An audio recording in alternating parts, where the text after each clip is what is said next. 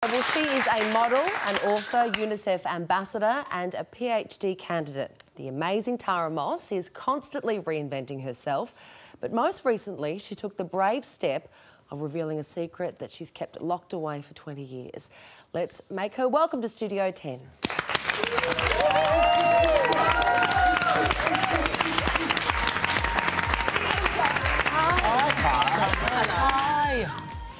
Lovely to have you. Good morning. Hello. Hi.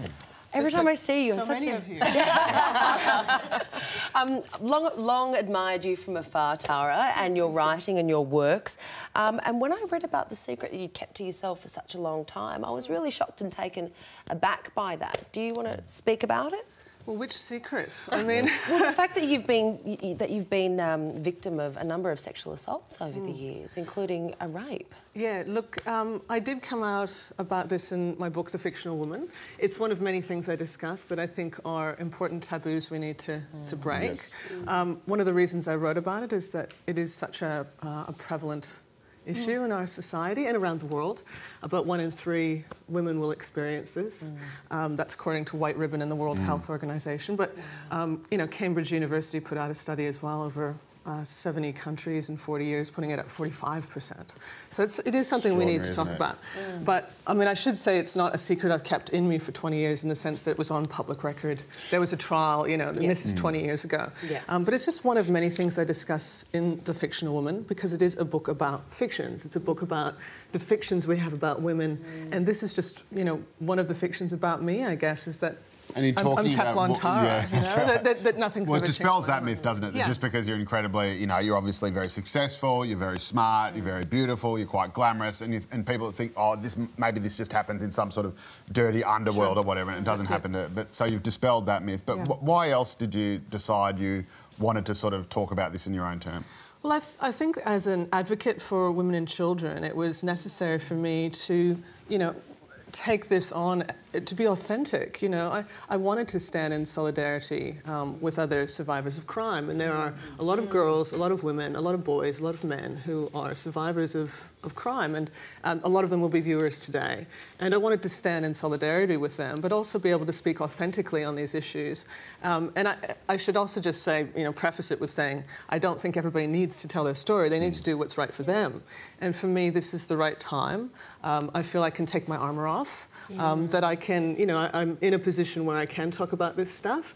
And that's not the case for everyone. So, you know, people need to do what they need to for themselves. And for me, this is the right time with The Fictional Woman. And there's a lot of issues I discuss, including, you know, miscarriage, including the loss of my mother.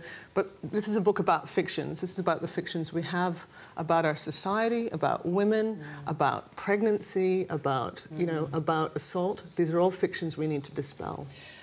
For you say, you know, it is a fiction, but very much, I suppose, what you're trying to do with your book is to demystify a lot of the fictions about women, but also about you, because people seem to really want to put you in a box, don't they? And say, you know, for many years you were sort of model-turned-writer or model-turned-author, which in its way is so sort of patronising, isn't it? Well, it's still the main tag that I have. And, you know, and look, that's OK. There are worse tags. But... A lot of people think I only got to where I am because of my good looks. It's a burden I share. I've always viewed you that way, so I'm glad to hear that that's not the case. But Tara, now that you're a mum, yes. how has that changed you? Has that, I suppose, made you feel more comfortable and you've wanted to be more honest about your experiences and speaking about what has sort of happened to you? And there's your beautiful little girl just after she was born.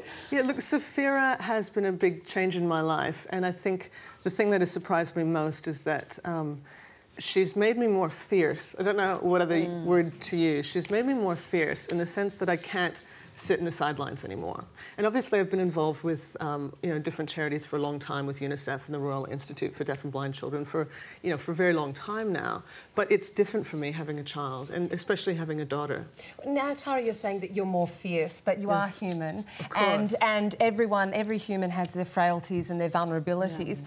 What was the biggest challenge for you in writing this book? Were there some chapters where you thought, oh, I'm not going to write this, it's too hard? Yeah, absolutely. You know, talking about the rape from 20 years ago, I really did deliberate very seriously about that and thought, do I really want do I want to have to sit here with you and talk about that thing that is really troubling for me? It's like that, the man, do you, I mean, hold any ill will towards him? Do you hate him? Do you, I mean, is there... I think we probably shouldn't go there. You know, I think the important thing and the reason why I've talked about it is the ordinariness of this, these events, and it's the ordinariness that we need to talk about, the taboos we need to get over, and the at times toxic silence that surrounds these issues.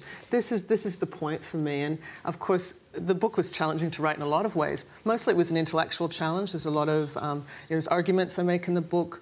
It's a book about labelling, the way we label people. We do put them in a box, as you said, and trying to kind of break those down. Where do we get these ideas from? And really tracing the history of some of the fictions we have about women. But certainly the personal component was a necessary part of the book to be authentic, but difficult to write. But it will actually give people courage, because I mean, one of the really interesting things, if you actually sit down and talk to your girlfriends and ask them how many have had an experience like yours. Not everyone's been raped, but a whole lot of people, a lot of girls have had, you know, traumatic sexual experiences, and we're only now finding out through royal commissions and others how many of those people are. But it's actually empowering women to talk about it, which I think is a great thing. So I hope so. I hope so.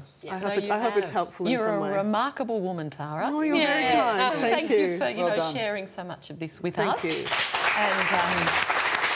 And Tara's brand new book is called The Fictional Woman, as you've just heard, and you are all going home with a copy, audience.